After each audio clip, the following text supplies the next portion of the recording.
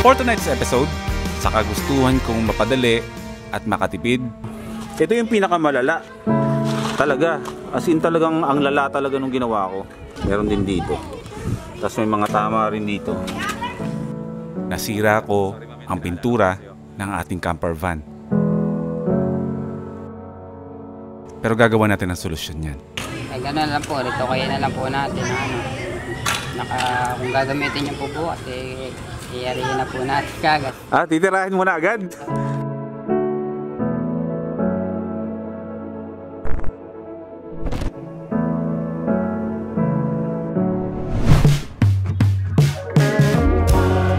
And welcome back to another Van Life episode.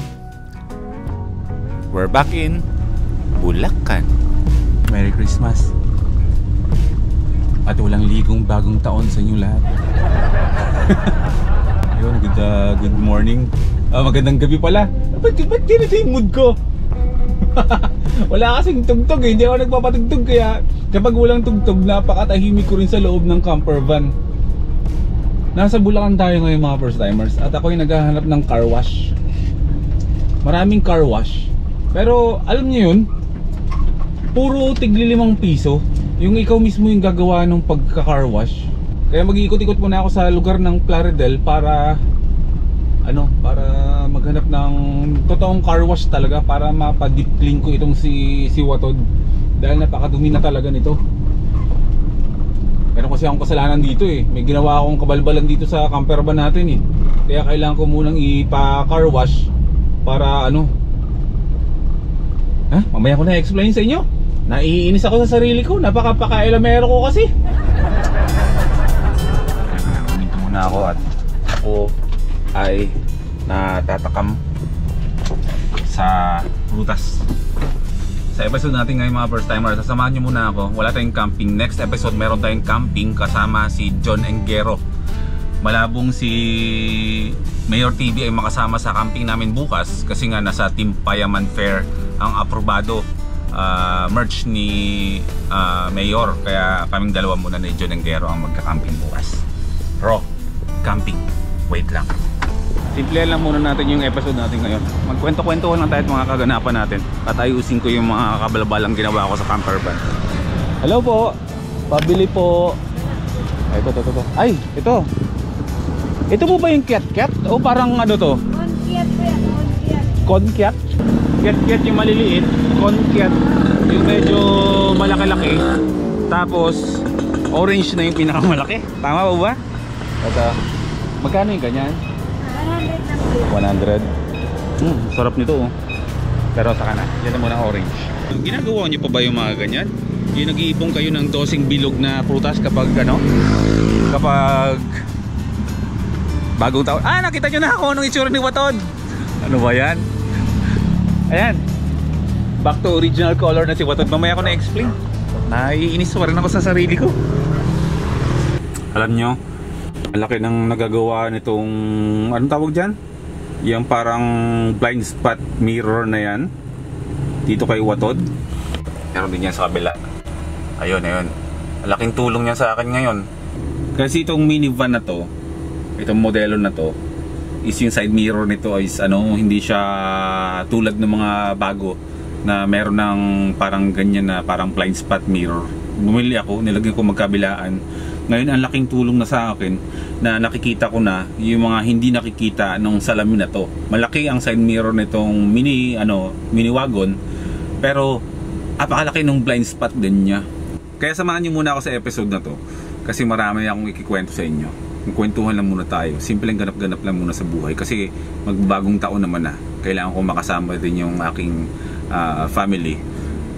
Si Prisha ay nasa Laguna. Ako dito kasama ko aking pamilya. Kaya ako ay chimichill-chill lang muna at nag-edit lang muna ng mga vlogs natin. So ang goal ngayon, una, makahanap tayo ng maglilinis kay Watod. Kasi marami mga nakadikit ng mga stickers dito na bakas. And then, pupunta tayo sa isang paint shop sa pintor na kaibigan ni Yumamen. Dito lang din yung sa Sumapang Matanda, dito sa Bulacan. Hindi ko pa alam kung nasaan dito, pero i-google ko na lang mamaya. At ipaayos natin dun si Watod. 1:30 ng hapon. Ngayon lang ako lumabas ng... ba't matigas? Ganito ba talaga to? May kapal ng balat.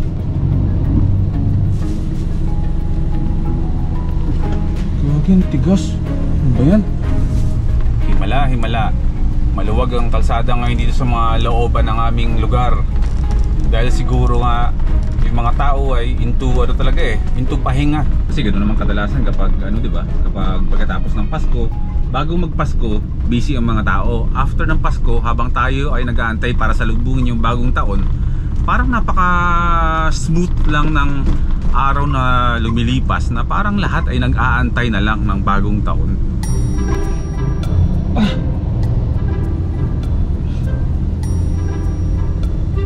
Anong klaseng orange na napakatigas?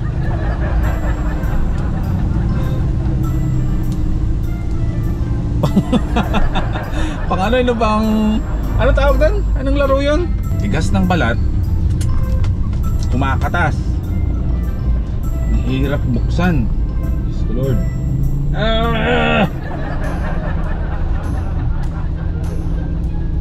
Bakit ganyan?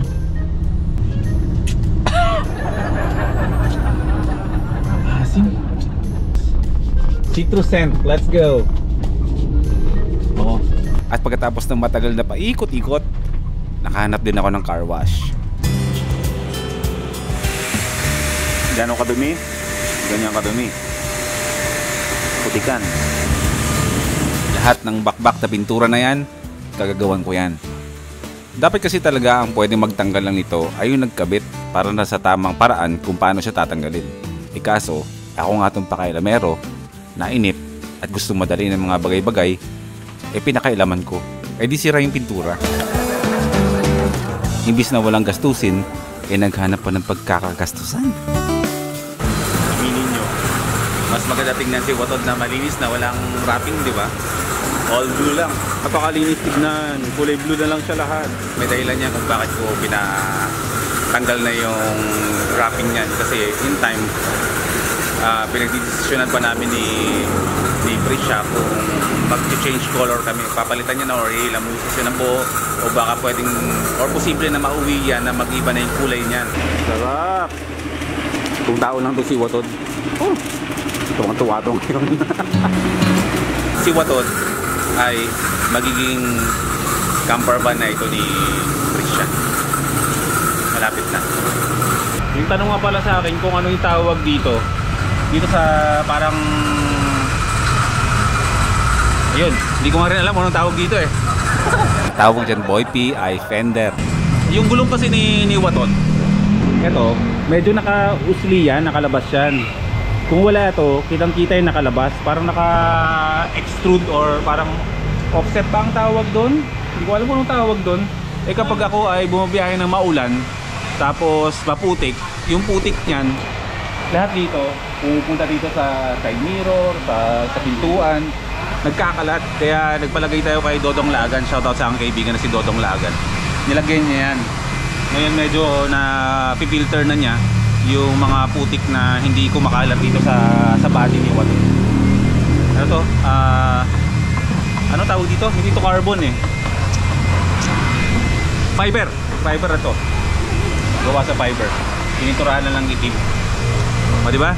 Ang linis tignan ni Watod ngayon na kulay blue lang siya. Masarap ba sa brain? Hindi kalat. Pinag-iisipan namin ni Prisha nga, yun nga, kami pa ay nagtatalo pa. Ay hindi naman nagtatalo. Kami pa ay nagdidiskusyon pa dalawa ni Prisha kung ito bang si Watod ay ipaparepaint namin ng ibang kulay na pambabae. Kasi nga gusto ko nga talaga kasi ng kulay asul na pintura. Kaso ayaw niya akong payagan Hindi ang gagawin natin, ito ang ipaparepaint natin. Yung sa akin, gusto kong gawing blue. Baka makuha natin sa ganung pakiusapan. Makipagbarteran tayo, makipag-deal tayo sa kanya. Kasi si Watod, magiging camper van na to ng babae. At yung loob niyan ay babaklasin natin ulit. Papagawa natin kay Bato sa shoot. babaguhin yung interior niyan at gagawin na design na pang babae. Kasi ito kasi pang lalaki at gawa kasi talaga sa kahoy lahat ng loob. So parang ang balak niya ay ganun pa rin, gawa pa rin sa kahoy, mga tabla-tabla, magaan na tabla lang yan pero papipinturahan niya ng puti. Kung blue yung labas niya ay hindi mapapalitan at gagawing puti yung loob, kung pwede naman, kung pwede pa rin naman, o baka mauwi na ako talaga ang mag-iba ng kulay. Pero okay sana kung parehong blue kasi siyempre diba, trademark na natin yung kulay blue na van so maganda sana kung parehong blue, pero ayoko na, mahirap makipagtalo dun mahirap, ganyan kayo mga babae. May mga naiiwan pa rin kasi mga ano ng sticker. Pakilamero ko, no?